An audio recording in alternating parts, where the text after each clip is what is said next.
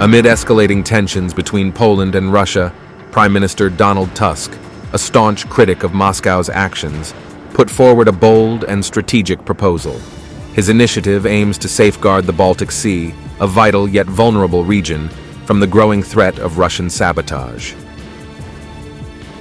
At the Harpsund summit in Sweden, held on Wednesday, Tusk laid out a vision for a new Baltic Sea policing mission. This mission is designed to protect crucial infrastructure, following a series of mysterious incidents where undersea data cables connecting Germany, Finland, Sweden, and Lithuania were severed. The damage, still under investigation, has raised alarms of deliberate interference. In a rare show of unity, the proposal received resounding support from the Nordic and Baltic leaders. Among them, the Prime Ministers of Denmark, Estonia, Finland, Norway, and Sweden, along with Latvia's foreign minister, joined forces to echo Tusk's sentiment. "We need new tools and ambitious means to counter threats," Tusk declared, emphasizing the urgency of the mission. We need new tools and ambitious means to counter threats.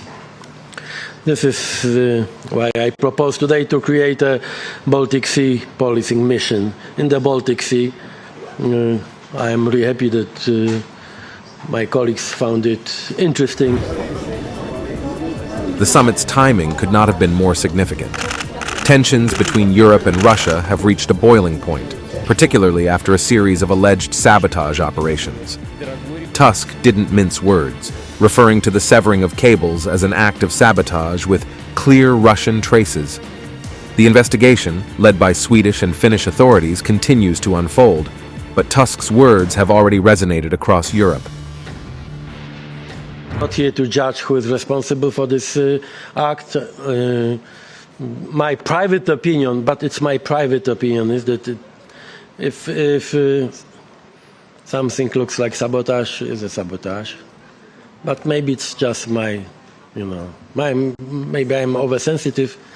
But because of our Polish experiences with some act of sabotage on our territory, in fact, it's our daily experience now, and with a clear traces that the Russians are at least are engaged in this series of acts of sabotage in Poland. We have no doubt. It means that as a Polish Prime Minister, I want also to feel much safer when it comes to Baltic Sea. The concerns voiced by Tusk have found echoes in other European capitals.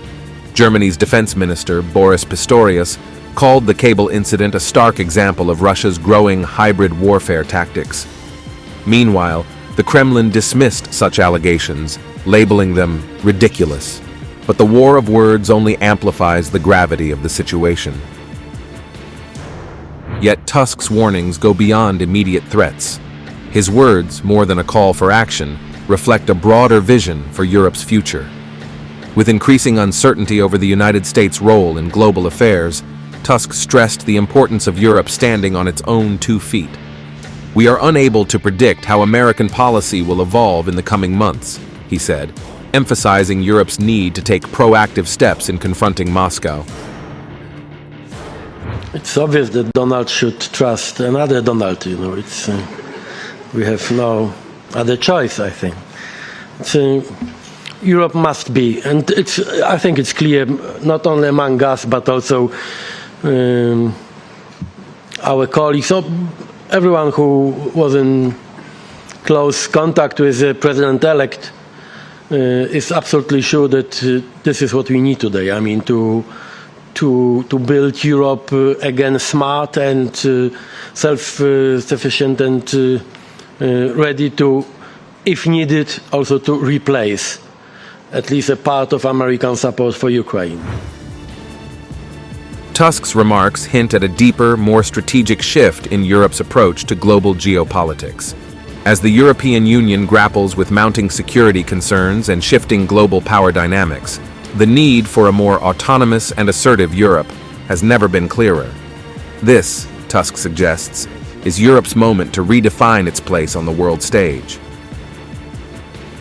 The communication of the president-elect was quite clear, and I think that we don't need to make any illusions about the prospect of the next weeks and months, which means that Europe, our group, but Europe as a whole, NATO, we all must be more determined and ready to, if needed, as I said, also to replace some measures and tools and money, if needed, also, if the American decision is like it seems today. We should treat it as a chance, not as a threat. For Tusk, the answer lies in European unity. A unified Europe, he argues, is the key to countering Russian aggression. If Europe is united, then Russia is a technological, financial, and economic dwarf. But if Europe is divided, Russia poses a threat to each and every European country individually, he warned, highlighting the existential stakes of a fractured Europe.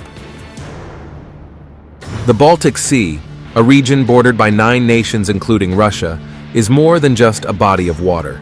It is a geopolitical flashpoint, a space of strategic importance where military tensions are escalating.